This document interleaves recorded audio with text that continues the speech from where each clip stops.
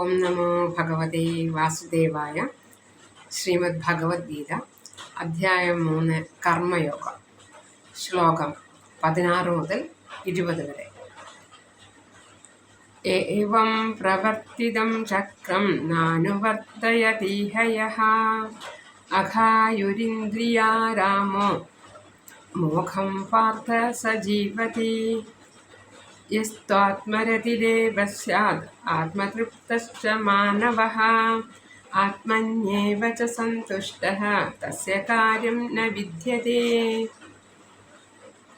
നൈവ തസ്യ കൃതേനാർത്ഥോ ന കൃതേനേഹ കശ്ചന ന ചാസ്യ സർവഭൂതേഷു കശ്ചിദർത്ഥവ്യപാശ്രയഃ.